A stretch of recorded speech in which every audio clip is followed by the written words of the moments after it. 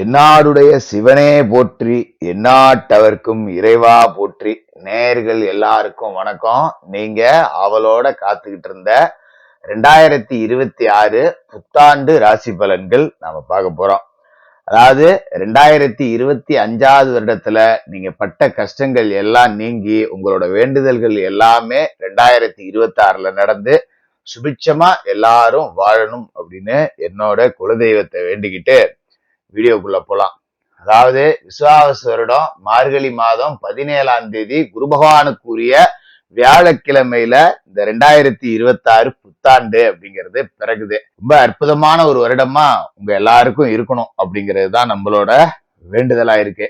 இந்த ஆண்டு கிரக நிலைகள் அப்படின்னு பாத்தீங்கன்னா, அதாவது ரொம்ப முக்கியமான விஷயம் அப்படிங்கிறது குரு பகவானோட இருப்பிடம் அப்படிங்கிறது. குரு பகவான் வருடம் பிறக்கும் போது மிதுன ராசியில இருக்காரு. ஜூன் மாசம் 2ஆம் தேதி கடகராசிக்கு போய் உச்சமடைய போறார். அப்ப குரு உச்சமடையறதால ஜூன் மாசத்துக்கு பிறகு சகல விதமான நல்ல சம்பவங்கள் அப்படிங்கிறதும் நடக்கும் எல்லா ராசிக்காரர்களுக்கும். அதே மாதிரி மீனராசியில இருக்கிற சனி பகவான் இதுக்கு மேல உங்களுக்கு நல்ல பலன்கள் அப்படிங்கிறதையும் கொடுப்பார். அதே மாதிரி ராகு கேதுக்கள்ல மாற்றம் இல்லை. விஷப்பாம்பு ராகு கும்பத்திலையும், விஷமற்ற பாம்பு கேது சிம்மத்திலயும் இருக்காங்க. டிசம்பர் மாசம் 5ஆம் தேதி தான், அதாவது வருட கடைசியில தான் ராகு கேது பயிற்சி இருக்கு அப்படிங்கிறதால அதுல பெரிய மாற்றம் அப்படிங்கிறது இந்த ஆண்டுல இருக்க போறதில்ல. சரி, இந்த 2026 புத்தாண்டு உங்களுக்கு என்ன கொடுக்குதுன்னு பார்ப்போம். மேசராசி நேயர்களே, உங்களுக்கு இந்த புத்தாண்டு 2026 எப்படி இருக்கு அப்படின்னு பார்த்தோம்னா, அதாவது மேசராசி அப்படிங்கிறது காலபுருஷனுக்கு 1வது வீடு, அதாவது செவ்வாயோட சொந்த வீடு. மேசராசிக்காரர்கள் கொடுத்த வாக்கை காப்பாற்றணும்னு நினைக்கக்கூடியவர்கள், எப்பவுமே தான் மேலே தப்பு இருக்கக்கூடாது அப்படின்னு நினைக்கவர்கள்.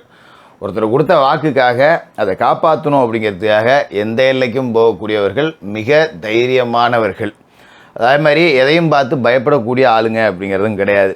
ஒருத்தர்கிட்ட ஒரு கடன் வாங்கியிருந்தோம், ஒரு 10ஆம் தேதி கொடுக்குறேன் அப்படின்னா அந்த 10ஆம் தேதிக்கு முன்னாடியே கொடுக்கக்கூடியவர்கள். அதே மாதிரி 10ஆம் தேதி கொடுக்க முடியல அப்படின்னா கடனை வாங்கிக்கிட்டு கடங்காரம் ஃபோன் அடித்தா ஃபோன் எடுக்காமல் இருக்கிற ஆளுங்கெல்லாம் கிடையாது. 9ஆம் தேதியே ஃபோன் அடிச்சிடுவாங்க. அப்பா நாளைக்கு தரேன்னு சொன்னேன், கொஞ்சம் வர வேண்டிய பணம் வரல, இன்னும் ஒரு 2 நாளைக்கு பொறுத்துக்க நான் வேறு ஏதாவது ரெடி பண்ணி கொடுத்துட்றேன் அப்படின்னு தாங்கிட்ட ஒருத்தன் நாக்கு மேலே பல்ல போட்டு பேசிடக்கூடாது அப்படிங்கிறதுக்காக தானே இறங்கி போய் முன்கூட்டியே அதுக்கான விளக்கத்தை கொடுக்கக்கூடிய அக்மார்க் யோக்கியவான்கள் அப்படின்னு சொல்லலாம். அப்படிப்பட்ட மேசராசிக்காரர்களுக்கு இந்த வருடத்தோட தொடக்கம் அப்படிங்கிறது ரொம்ப முக்கியம். ஏன்னா 7.5 சனி அப்படிங்கிறது உங்களுக்கு நடந்துக்கிட்டு இருக்கு. அதுவும் விரய சனி அப்படிங்கிறதால காசு கண்ணாபுண்ணான்னு செலவாகிட்டு இருக்கு. செஞ்சுக்கிட்டு இருக்கிற தொழிலில் வருமானம் இல்லை. கடன் இருக்குது, எப்படி அடைக்க போகிறோன்னு தெரில.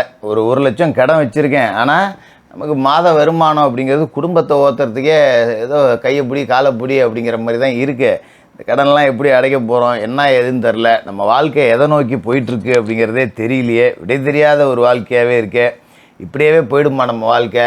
அடுத்தவங்களாம் நம்ம கூட படித்தவங்களாம் நம்ம கண்ணு முன்னாடியே வீடு கட்டுறான், நல்லபடியாக இருக்கான், எல்லாம் சம்பாரித்து நல்லா இருக்கான். நம்மளும் தான் எண்ணெயை தடவிட்டு மண்ணில் புரள்றோம், ஆனால் மண் ஓட்ட மாட்டேங்குதே அப்படிங்கிற மாதிரி ஒரு விரக்தி அப்படிங்கிறதும் உங்ககிட்ட இருக்கும். கவலைப்படாதீங்க.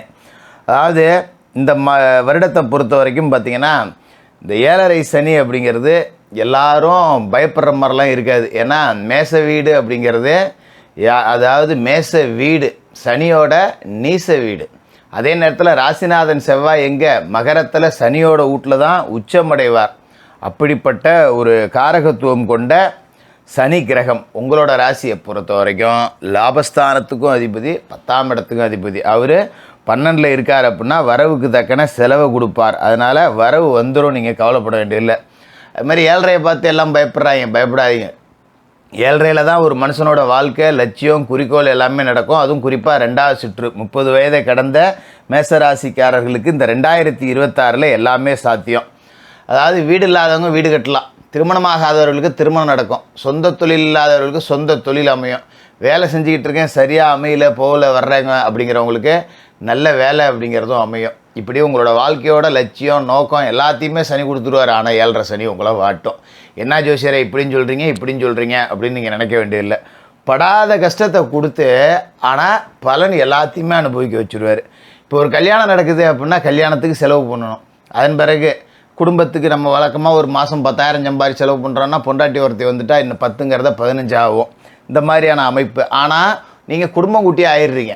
10 ரூபா செலவு கூட ஆனாலும் உங்களோட வாழ்க்கையில் ஒரு லட்சியம் அப்படிங்கிறத நிறைவேற்றி கொடுத்துரும். திருமணமாகாதவர்களுக்கு 2026 திருமணம் இருக்குது. மேசராசிக்காரர்கள் எல்லாத்துக்கும் 2026 கல்யாணம் அப்படிங்கிறது இருக்குது. எத்தனையோ இடத்துல பொண்ணு பார்த்த அமையல, எத்தனையோ இடத்துல மாப்பிள்ளை பார்த்த அமையல, இப்படியெல்லாம் சொல்லிக்கிட்டு இருந்தவங்களுக்கு ஆணோ பெண்ணோ இந்த காலகட்டத்தில் திருமணம் அப்படிங்கிறது நடந்துடும். அதோட முக்கியமான விஷயம், வீடு கட்டலாம், மண் வாங்கலாம், மனம் வாங்கலாம், நம்ம குந்த குச்சின்னு ஒன்று கூட இல்லையடா, வாடகை வீட்டில் இருக்கமேடா அப்படின்னு நினைக்கிறவங்களுக்கு சொந்த வீட்டுக்கான அடித்தளம் அப்படிங்கிறத போடலாம். அந்தளவு காசு கொடுக்கும். எங்கேயோ மேற்கொண்டு 10 ரூபா கடன் பட்டாவது வாங்கி விடுவீங்க. கடன் அடைக்க நீங்கள் பின்னாடி கஷ்டப்பட்டுக்க, அதை பற்றி கவலை இல்லை. சனி உங்களுக்கு இடத்த கொடுத்துட்றார், வீட்டை கொடுத்துட்றார், குடும்பத்தை கொடுத்துட்றார், குழந்தை குட்டி எல்லாத்தையுமே கொடுப்பாரு. அப்போ உங்களை ஒரு வாழ்க்கையில் முழுமையான மனிதனாக போகிறாரு.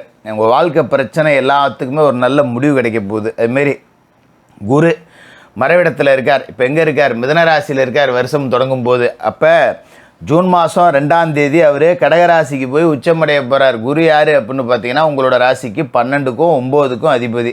அப்போ 9க்கு அதிபதி உச்சமடைகிறாருனாலே சொந்த வீடு இருக்குன்னு அர்த்தம். அப்போ மேசராசிக்காரர்கள் சொந்த வீட்டுக்கு குடி போக போகிறீங்க. வாடகை வீட்டில் இருக்கிறவங்களாம் சொந்த வீட்டுக்கு குடி போகலாம். வாடகை கட்டடத்தில் தொழில் பண்ணிக்கிட்டு இருக்கவங்களாம் சொந்த கட்டடத்துக்கு போகலாம். இல்லை குடியிருக்கிற வீட்டையே நீங்கள் விலைக்கு வாங்கக்கூடிய அளவுக்கு ஒரு யோகம். எங்கே ஜோசியரை, நானே 2 லட்சம் கடனில் இருக்கேன், நான் எங்கே வீடு வாங்குறது அப்படின்லாம் நீங்கள் கேட்கலாம். 2 லட்சம் கடன் உங்களுக்கே தெரியாமல் தானே உங்களுக்கு வந்துச்சு. நான் எல்லாமே கரெக்டாக தான் பண்ணேன், எப்படி கடன் வந்துச்சுன்னே தெரில ஜோசியரை, நேரம் சரியில்லை போல இருக்குது அப்படின்னு கஷ்டம் வந்துட்டால் மட்டும் கடவுள் மேலே பழிய போடுறீங்கல்ல, நேரம் சரியில்லைன்னு. அப்போ நேரம் சரியில்லாதப்போ வந்த கடன் நேரம் நல்லா இருக்கிறப்ப அடையும், சொந்த வீடும் கிடைக்கும். அந்த நம்பிக்கை மட்டும்தான் உங்களுக்கு இந்த காலகட்டத்தில் வேணும். அதை முதல்ல கவனமாக வச்சுக்கணும். அதுமாரி குரு 3ஆவது வீட்டிலேருந்து 4ஆவது வீட்டுக்கு பயிற்சியாகி உச்சமடைய போகிறாரு.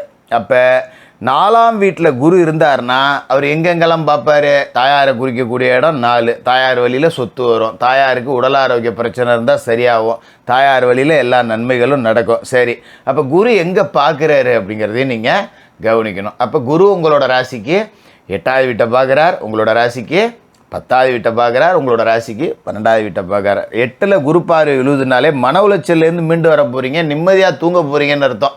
கடம்பட்டார் நெஞ்சம் போல் கணங்கி நின்றான் இலங்கை வேந்தன்னு சொல்லுவாங்க பார்த்தீங்களா. கடம்பட்டவனுக்கு தூக்கம் வராது, நோய்பட்டவனுக்கு தூக்கம் வராது. இந்த 2 பேரும் தான் தூக்கம் இல்லாமல் தவிக்கக்கூடியவர்கள். அப்போ உங்களுக்கு நோய் நொடி இருந்தாலும் அது அகன்று குணமாகி நிம்மதியாக தூங்குவீங்க. கடன் இருந்தாலும் கடனை அடைச்சிட்டு நிம்மதியாக தூங்கலாம். அப்படி ஒரு அமைப்பு அப்படிங்கிறது இருக்குது. சில பேருக்கு உயிர் பத்தின பயம் கூட வந்திருக்கும். என்னடா இது அங்கே பிடிக்குது இங்கே பிடிக்குது, நமக்கு எதாவது ஆகிடுமா அப்படிங்கிற மாதிரி பயம் கூட இருக்கும்.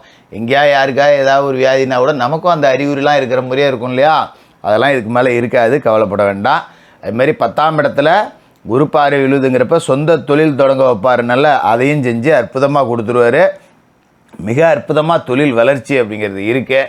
12ஆம் இடத்துல விழுகிற குரு பார்வை சுப செலவுகள் செய்ய வைக்கும். நான் ஏற்கனவே சொன்னேன் பார்த்தீங்களா, கல்யாணம் பண்ணலாம், வீடு கட்டலாம், மனம் வாங்கலாம், மண் வாங்கலான்னு இப்படி சுப செலவுகள் அப்படிங்கிறதையும் செய்ய வச்சு உங்களை ஒரு முழுமையான மனுஷனாக மாற்றும். அதுமாரி ராகு கேது பயிற்சி வருஷ கடைசியில், அதனால் அதை நம்ம பெருசாக யோசிக்க வேண்டியதில்லை. இந்த வருஷத்தில் 25 நாளைக்கு தான் ராகு கேது பெயர போகிறாங்க. அப்போ ராகு இந்த வருஷம் முழுக்க உங்களுக்கு 11ஆவது வீட்டில் தான் இருக்கார் அப்படின்னு அர்த்தம். ராகு யார்? அற்புதமான ஒரு கிரகம். அதாவது ராகு சர்ப்ப கிரகங்கள்லேயே ராகு கொடுத்தாலும் கெடுத்தாலும் ராகு மாதிரி செய்ய முடியாது அப்படிம்பாங்க. அப்போ அவர் 11ஆவது வீட்டில் இருக்கார். அப்படிங்கும்போது உங்களுக்கு எதிர்பாராத பணம், ஒரு வாரிசு இல்லாத வீட்டிலேருந்து உங்களுக்கு பணம் வரலாம்.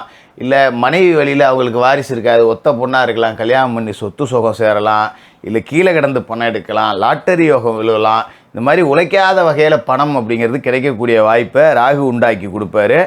கேது மட்டும்தான் உங்களுக்கு பிரச்சனை அப்படிங்கிறத கொடுக்குறாரு. கேது ராசிக்கு 5ல் இருக்கார். அப்போ பூர்வீக சொத்து பாகம் பிரிக்கிறது போகிறது வர்றதில் பிரச்சனை வரும்.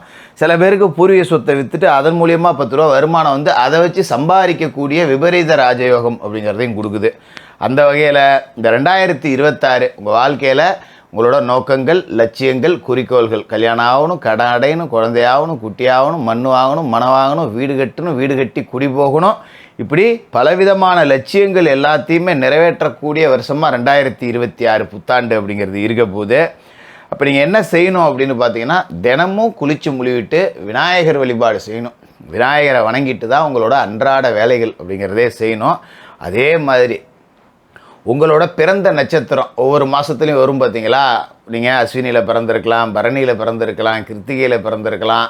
இந்த நட்சத்திரங்கள் வரும்போது அன்றைய தினம், உங்களோட பிறந்த நட்சத்திரம் என்றைக்கு வருதோ அன்றைய தினம் சிவாலயத்துக்கு போய் சிவபெருமானை மனசார தரிசனம் பண்ணிவிட்டு ஏழைகளுக்கு அன்னதானம் அப்படிங்கிறத செய்யுங்க. மிக அற்புதமான ஒரு வருடமாக இந்த வருஷம் இருக்கும். மேசராசிக்காரர்களுக்கு வாழ்த்துக்கள்.